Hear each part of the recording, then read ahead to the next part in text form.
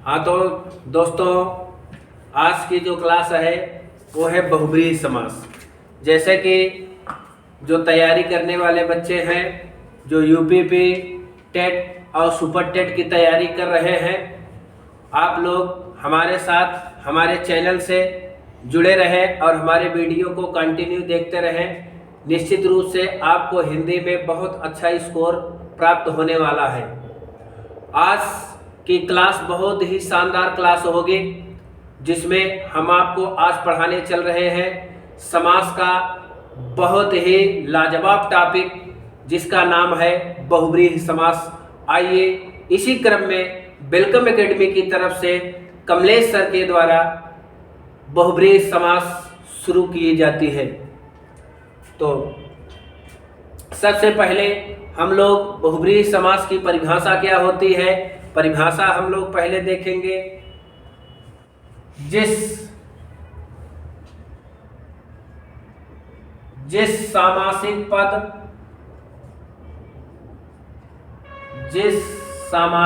पद में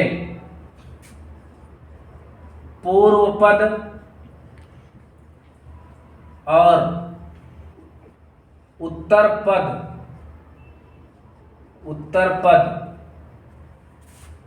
दोनों की प्रधानता नहीं होती है, दोनों पद की प्रधानता नहीं होती है, अर्थात दोनों पद मिलाकर किसी तीसरे नए शब्द की ओर संकेत करते हैं, तीसरे अर्थ की ओर संकेत करते हैं, तो उसमें बहुब्रीहि समास पाया जाता है। तो दोनों पद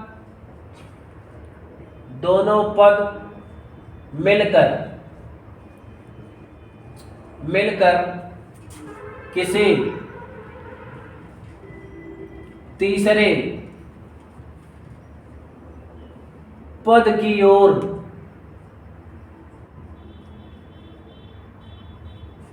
तीसरे अर्थ की ओर संकेत करते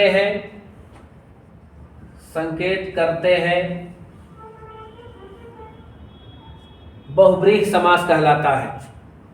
तो दोस्तों, जिस सामासिक पद में पूर्व पद और उत्तर पद दोनों पदों में किसी भी पद की प्रधानता नहीं होती है और दोनों मिलकर किसी तीसरे के अर्थ की ओर संकेत करते हैं, वहां पर बहुब्रीहि समास होता है।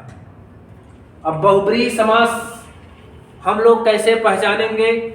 बहुत सारे ऐसे स्टूडेंट हैं, बहुत सारे ऐसे छात्र हैं जिन्हें बहुब्रीहि समास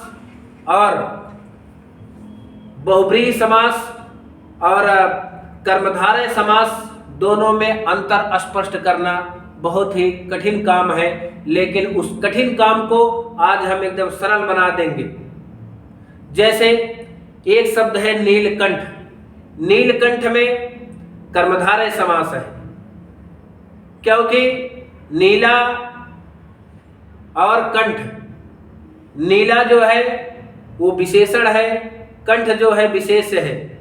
तो अगर हम उसका विग्रह करेंगे, नीला है कंठ जो, अगर इस तरीके से हम लोग विग्रह करेंगे तो वह कर्मधारय समास होता है दोस्तों। क्योंकि कर्मधारय समास में विग्रह करते समय है जो या के समान आ जाता है, तो उसमें कर्मधारय समास होता है। तो नीलकंठ में कर्मधारय समास भी है, और नीलकंठ का अगर विग्रह हम दूसरे तरीके से करेंगे, नीला है कंठ जिसका, अर्थात शंकर जी, तो इस तरीके से अगर हम विग्रह करेंगे तो उसमें बहुब्रीहि समास पाया जाएगा। तो एक तरफ हम लोग लिखते हैं सामासिक पद और दूसरी तरफ लिखते हैं विग्रह।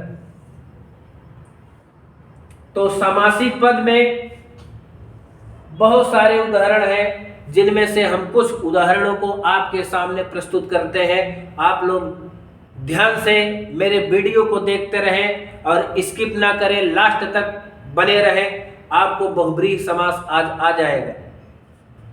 जैसे लंबोदर है, एक सामासिक शब्द है लंबोदर। लंबोदर का दोस्तों अगर हम लोग विग्रह करेंगे तो इसका विग्रह हो जाएगा लंबा है उदर जिसका। लंबा है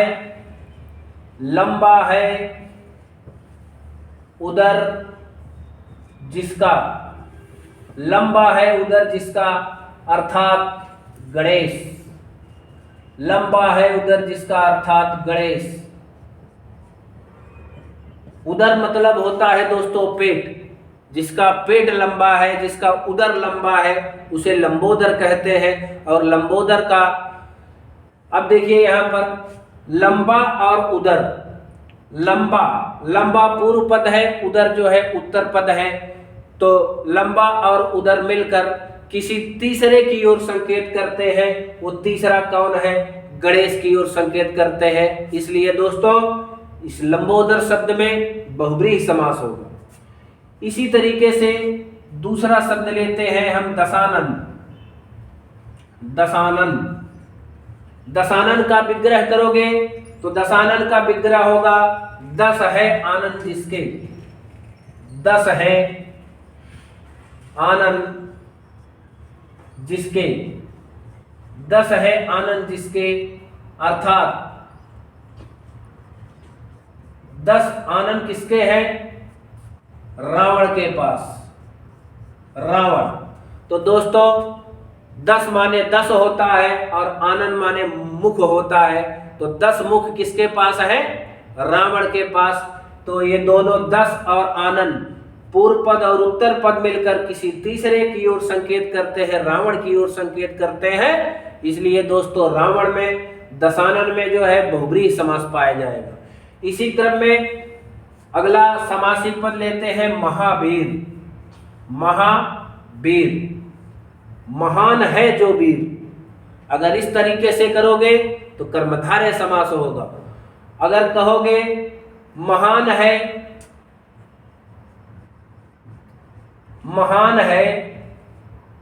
जो वीर, महान है जो वीर, तो महान सभी देवताओं में सबसे महान देवता माने जाते हैं हनुमान।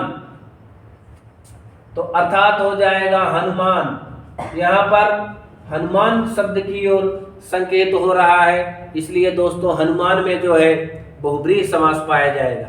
इसी क्रम में एक दूसरा समासिक पद लेते हैं जिसे कहते हैं चतुर्भुज। चतुर्भुज में इसका विग्रह करोगे तो 4 हैं भुजाएं। 4 हैं भुजाएं जिसके पास। 4 हैं भुजाएं जिसके पास। तो आप लोग बताएं कि 4 हैं भुजाएं जिसके पास अर्थात विष्णु। विष्णु जी के पास 4 भुजाएं हैं। इसलिए दोस्तों यहाँ पर चतुर्भुज में बहुब्रीहि समास पाया जाएगा। अगर चतुर्भुज, वो चतुर्भुज जो आप लोग मैथ में पढ़ते हैं जिसमें 4 भुजाएं होती हैं, 4 साइड पाई जाती हैं, उसमें जो है तब आपका द्विगु समास होता है। क्योंकि द्विगु समास का पूर्व पद जो होता है संख्यावाचक विशेषण होता है। तो यहाँ चतुर्भुज में भेद, चतुर्भुज समासिक पद में द्विगु समास भी पाया जाएगा। लेकिन चतुर्भुज का जब विग्रह करते हुए तीसरे की ओर संकेत करते हैं अर्थात विष्णु की ओर संकेत करते हैं, ऐसा देवता जिसके पास 4 भुजाएं हैं तो उस देवता का नाम है विष्णु। इसलिए चतुर्भुज में विग्रह के अनुसार बहुब्रीहि समास पाया जाएगा। इसी क्रम में अगला समासिक पद है प्रधानमंत्री। अगला समासिक पद है प्रधानमंत्री। अब प्रधानमंत्री एक समासिक पद है जिसका पूर्व पद है प्रधान और उत्तर पद है मंत्री। अर्थात मंत्रियों में है जो प्रधान।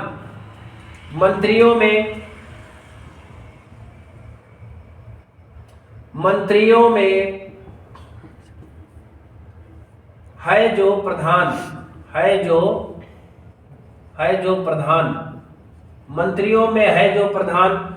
जैसे कि दोस्तों आप लोग पॉलिटी पढ़ते हैं, पॉलिटी में आपको बताया गया है कि एक मंत्रिपरिषद होती है और उस मंत्रिपरिषद का जो मुख्य होता है, जो प्रधान होता है, उसे प्रधानमंत्री कहते हैं। तो मंत्रियों में है जो प्रधानमंत्री,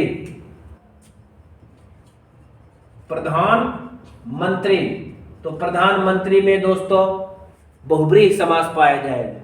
इसी क्रम में पंकज है,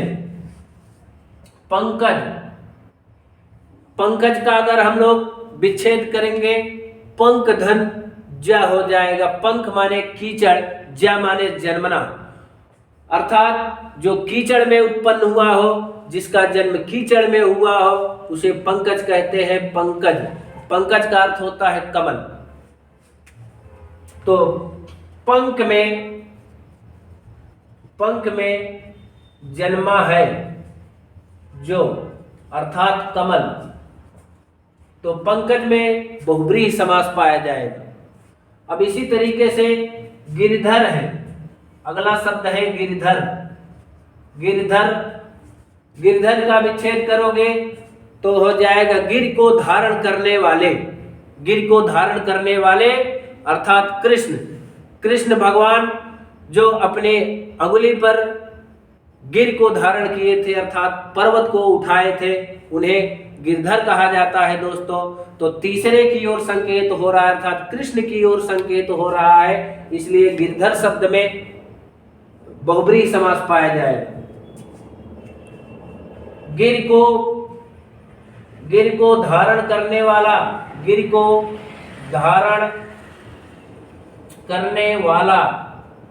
अर्थात कृष्ण।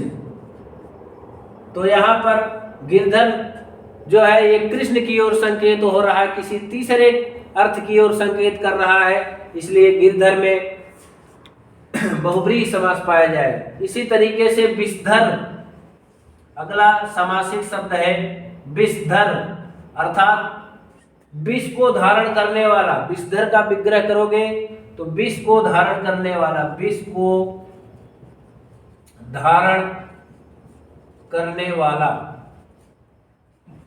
वाला अर्थात सर्प।